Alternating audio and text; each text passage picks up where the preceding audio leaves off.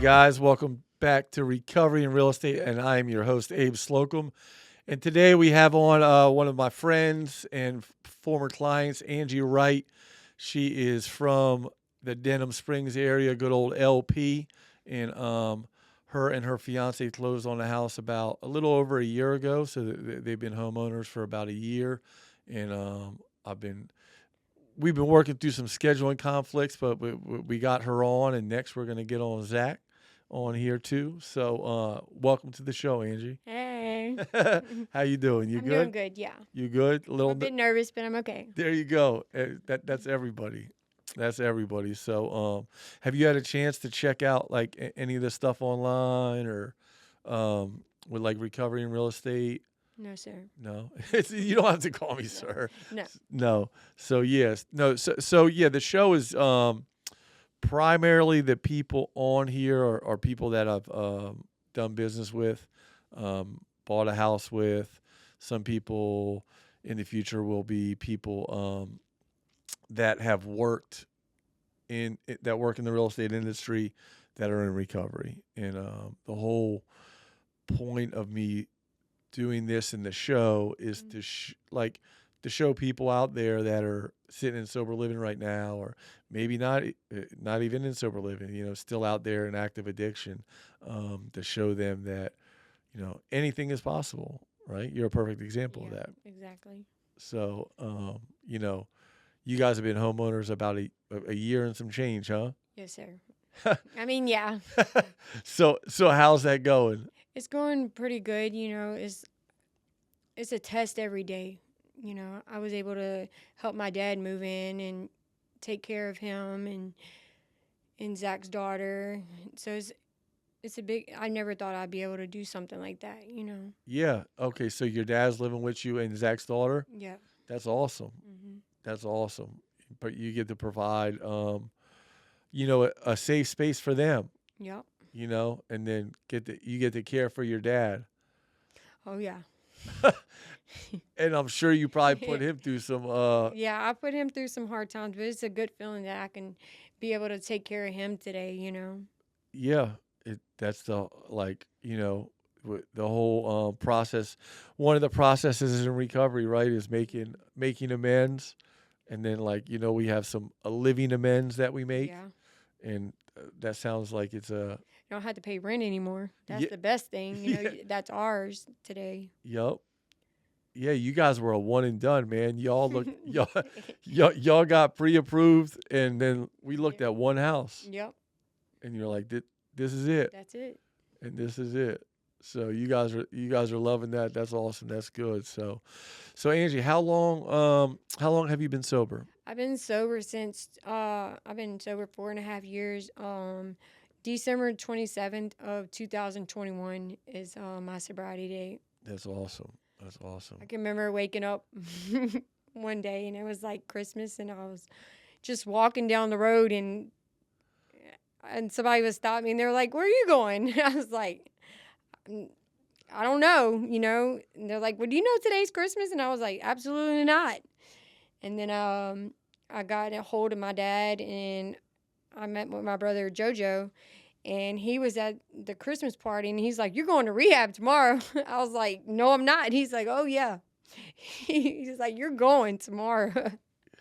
So I was up just high all night, and I was like, something's got to change. Because I had seen him, and I was like, I know if I can get sober, if he can, I know I can. And I remember the next morning he came, and he's like, "You ready?" And I was like telling Brittany, his daughter, in the car. And there he was inside Walmart. I said, "I'm about to run." She's like, "No, you ain't." "No, you're not." But that was the best decision I made. Yeah. I was just tired. That's good. Yeah. Yeah. Sometimes tired is good. The gift of desperation, God, G-O-D. And it's like, all I ever known is like to just run. And then I went to Mission Heart. It's like a faith-based place, And sometimes you got to change like people, places, and things, and it had a lot of rules. I'm not used to rules. I wasn't used to somebody telling me, you can't go hang out with your boyfriend. You can't do this, But I had to rebound myself. I Yeah. had to tell myself, no, Yeah. you cannot do that.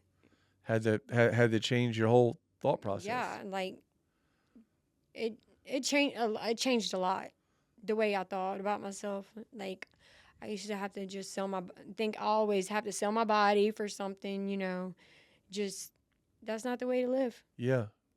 you know. Yeah. It's not. No. So 2 days after Christmas, you go to treatment No, on Christmas. on Christmas. Yeah.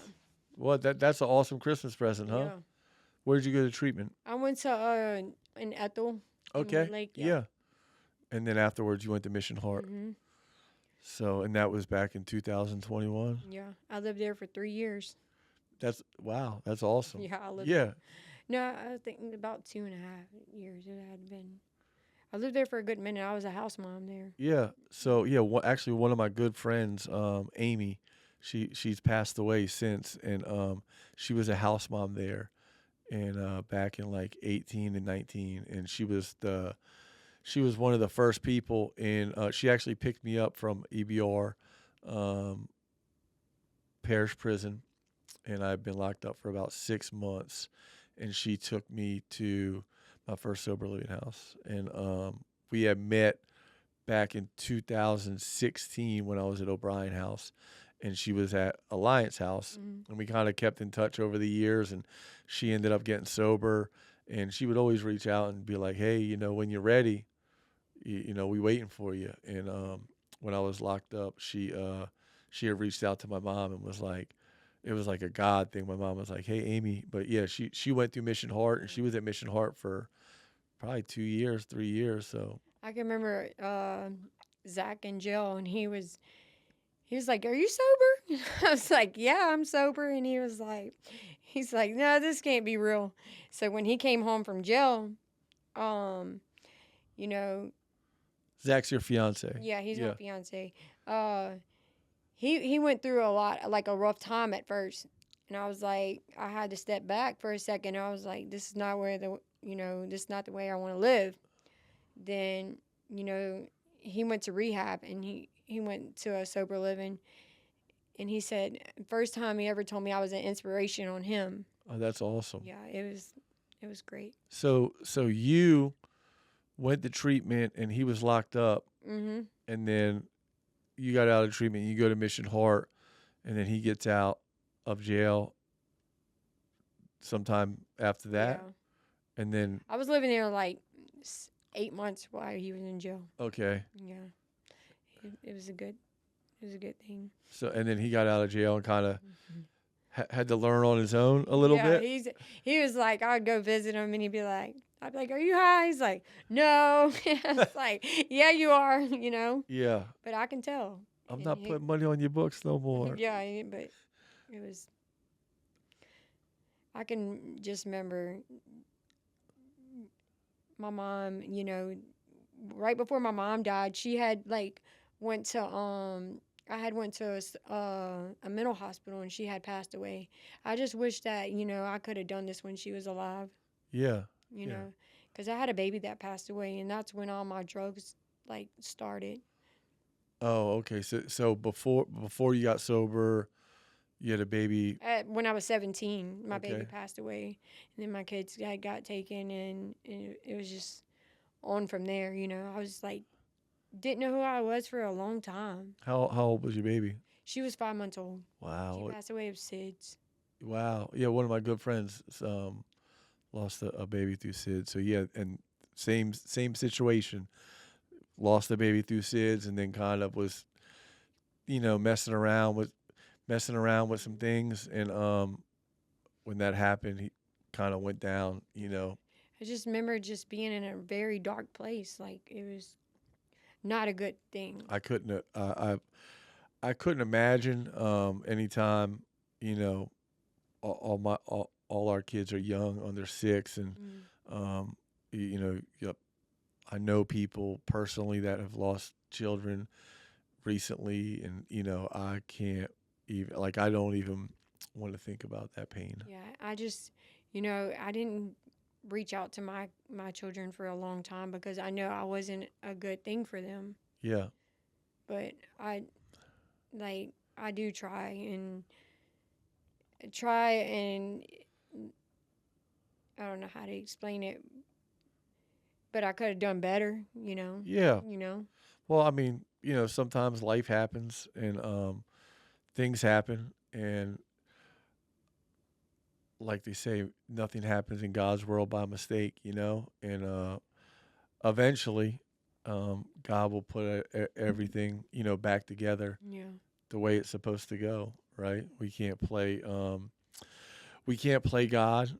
We can't arrange the pieces to the puzzle for our liking. Sometimes we have to go through what we got to go through. We got to go through Yeah. the hardships and pain and struggles.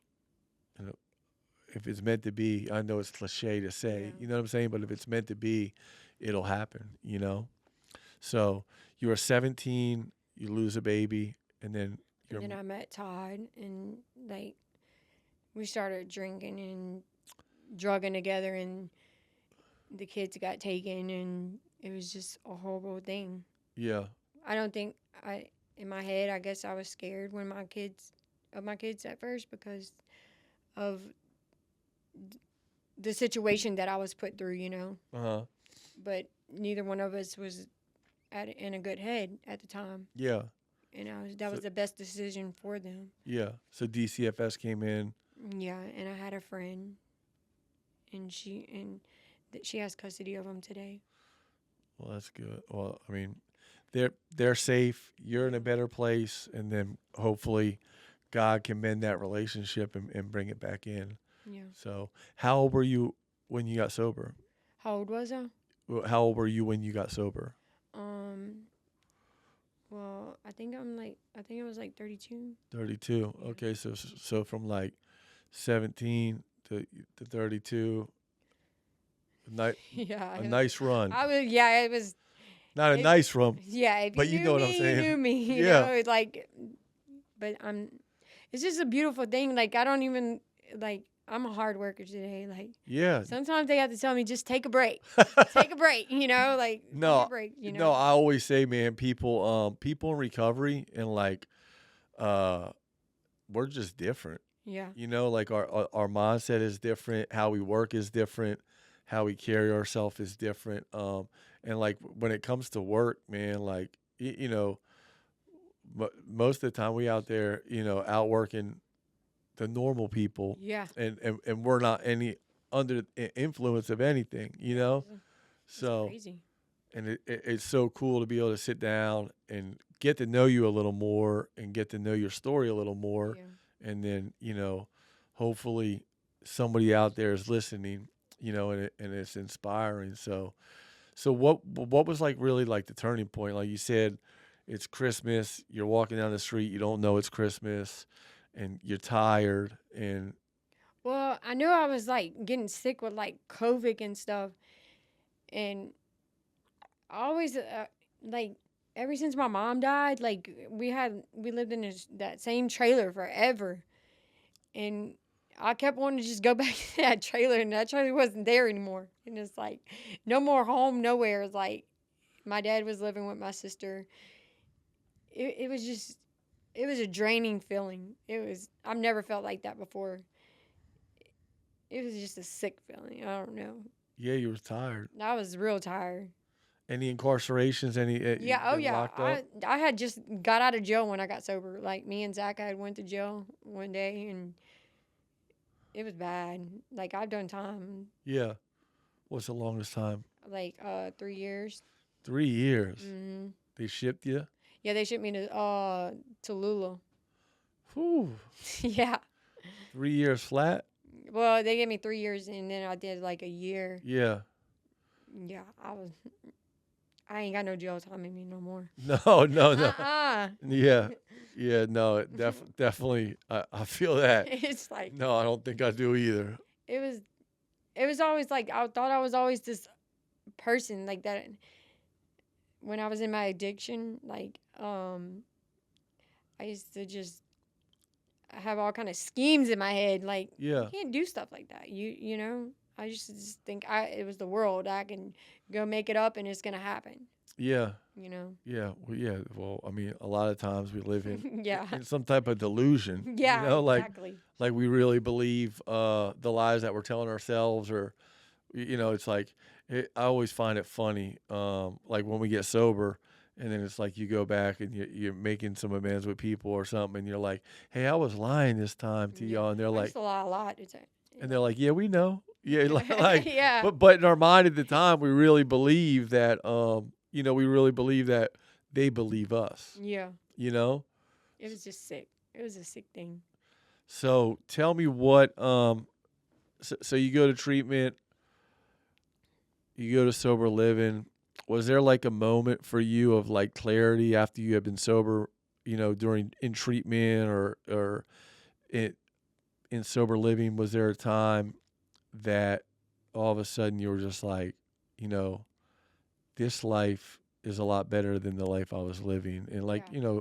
Like one time I had went on to Zach's um like a pass because in one time his grandma's house had got hit and I was there and they looked at me and they're like, you must not be on drugs. And I was like, not today. the police Yeah, came. I was like, nope, not today. And it was just like a good feeling. Like I was so happy that I wasn't involved. Yeah, and they let you go. Yeah. And they brought everybody else on a bus because the cop looked at me because like, she ain't on nothing, Yeah. because it was just a good feeling. Wow, that must have been a wake up call, huh? Yeah, it was scary. You're on pass from Yeah, visiting him. you're on pass from the sober living, Yeah, and he's actively using. yeah. So what was that like? You know, I just loved him where I could. I was Yeah. like, I had a feeling that he was just gonna get it together. I would tell my brother, and I'd be like, I know he's using. He's like, look, just hang on. He's gonna come around, but you have to be there for him. And it was just something in my heart. Me and Zach's always been like that. Like, Yeah. he's always been, even since we were kids. How long y'all been together? For like 7 years. We would mess around when we were like in like junior high and stuff. Okay. And then He's just the perfect person. that's Yeah. awesome. He cooks for me. That's awesome. Yeah, he does. He gets off work sweating, comes home and cooks. That's sweet. Yeah, That's it good. is. So you're sober and you're on pass. Cops come, kick in the door, Yeah, and the cops are like, they know who you are. yeah, Yeah. of course. Yeah. Yeah, And they're like, you're good. You get a free pass. yeah. That's Only good. today. Get Yeah. the hell out of here. So what, like, so is that your moment of clarity right there, or eh, Yeah, it's just I know you're probably happy you're not going to jail. yeah. Yeah. Um, like my job. My job helped me a lot Yeah. at Alexander's. Like the people I work with, they're like my family. I Okay. give them a hard time. Yeah. I give them a hard time. You've been there. How long you been at your job? Same long as I've been sober. Okay. Yeah. Same job since 2021. Mm-hmm. So 5+ years. Yep. That's awesome. Mm-hmm. What was the longest job you held down before that? Just my own job I had going, my operation, Yeah, I got you. So 5 years there. I can remember whenever me and my brother, he'd probably kill me for saying this, but anyway, when me and my brother was at our lowest, JoJo. Yeah. I remember this. He was getting kicked out of his house, Me and my brother just like sleeping in that storage, like it's just running hard. Yeah. I just have all these memories. And it's like me and him today, like linking up. I'm buying a house. He's buying a house. Yeah. He just. Yeah, it's like we gonna get. he's my. I love him. We're gonna get him on here. Him and Megan on here soon. Because they just. Yeah, that's crazy because I used to be Megan's house mom. Yeah. That's That's funny. Yeah, it's crazy. That's funny. Yeah, and it's wild because you guys closed on your house like a year ago, and like it was like a year and a day that they closed on their house. Me and JoJo have a lot in common. Yeah. A lot. Good. Yeah. Good guy. Good guy. So Very good guy. so brother and sister, and so JoJo got sober first, Yeah. and then Because I would talk to him whenever I was in jail. And he's like, we're going to get you right when you get out. I was like, nah. He's like, oh, yeah. Yeah. Yep. So you get sober. You're in Mission Heart. And then you and Zach move in To, together at our apartment. in your apartment. Mm-hmm. So how long were y'all in? Because I remember when y'all had hit me up. Um, Either you or Zach had hit me up, and probably like 6 months. It might have been a year Yeah. before you guys bought, and you're like, "Hey, our lease is up, Yeah. and around this time, and when should we when should we start Yeah. looking and hit you up?" And so tell me what that was like for you guys. Like, you guys are in an apartment, coming from where you came from. He's in jail, gets sober. You're walking the streets and don't even know it's Christmas. Yeah. So as far as like credit, savings, Yeah, I didn't even know I had credit. I didn't yeah, know what credit was. yeah, Zach's like, you need to download Credit Karma, and then come find out I had credit. And I didn't yeah, like, when I brought my first car. My brother, he had helped me with his little Ford Fusion. uh-huh, He had pretty much gave it to me, and then Zach, I couldn't have a car at Mission Heart. Then Zach would use it for work. yeah, He had got a little job at Carter's. yeah, It's just how little things happen in place. yeah, yeah, no, yeah, like stepping stones until, like, I mean, most of the time it doesn't happen overnight for us, Yeah. you get a, a vehicle, a used vehicle or something to get you around, and then he gets a job at a grocery store. So you guys are living in sober living. When did you guys start like working on your credit and stuff like that? Um, when we had like moved in the first week, we had like moved into the apartment, and we didn't know really how to pay bills. We never done that. Yeah, So yeah, we're same. I like, was in the same. Sober living taught me like, how to pay bills. so I had taught myself like to put like $500 up a week, Uh huh. and then I just started saving. I still save, like just save and save, and then we went to the car company, and that's when we started. When we got the little Kia, Yeah, and then that's how we started building our credit. build your credit up. So you guys get an apartment. How long were you all in the apartment? About a year. A year. Mm. And then you guys reached that. Like, yeah, we had been talking, and then what inspired you guys to like get out of the apartment situation? I mean, because we were paying like $1,000 a month in an apartment when we can get our own Yeah, house. yeah, I remember. Yeah, I do. Now I remember. I remember talking to Zach on the phone, and this was probably a couple months before you guys bought your house, and he was telling me what y'all were paying in rent, and then he was talking to me, and then he was telling me how much excuse me, how much he wanted to spend a month. Yeah. And I remember, sometimes I have to have those conversations with people, and I'm like, people are like, man, I just want to pay like 1,000 or like 1,100. Yeah. And I'm like, that's probably not going to happen. You Yeah. know what I'm saying? Like in today's world, you're probably gonna be paying at least 1,500 Yeah. for a mortgage and stuff like that.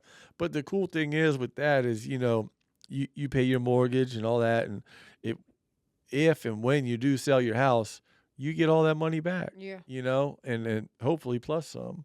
Yeah. So but I do remember talking with Zach about that, and because I remember talking to him, and then like putting like some notes in my phone and my calendar, and I'm like, reach out to Zach and Angie, Yeah. and during these times, and yeah, you guys, I think you guys moved a little early, huh? Yeah. Yep. So what was that like? You guys get pre-approved to buy a house. It was like you said, it's an inspiration on other people. you Yeah. know? Yeah, you guys get pre-approved to buy a house. Like I said, you guys were like one and done. Like my dad, he says, "Who would ever think I'd be living with Boo?" Like who would ever in the world? He's just so proud of me. He tells me all the time, and I give him a hard time about his chores. Oh, you put him to work in the house? Yeah, I try. Yeah. I try. I put them all to work. Yeah. How old's Zach's daughter? Oh, she's 13. Oh wow. Yeah. Yeah. So how's that? I try to get on her about her room. Uh-huh. Some people don't have that. Yeah. I want her to be appreciative. Yeah, of course. Because I didn't have. I was wilding out when I was 13. I want her to have a better life. Yeah. yeah, a little bit of Yeah, structure. I want her to make her own money. I get, we pay her chores money, and I want her to be able to do it on her own, where she don't have to wait on nobody to help her Yeah, when she gets out there in the real world. yeah, And I that's want all. her to make it honestly.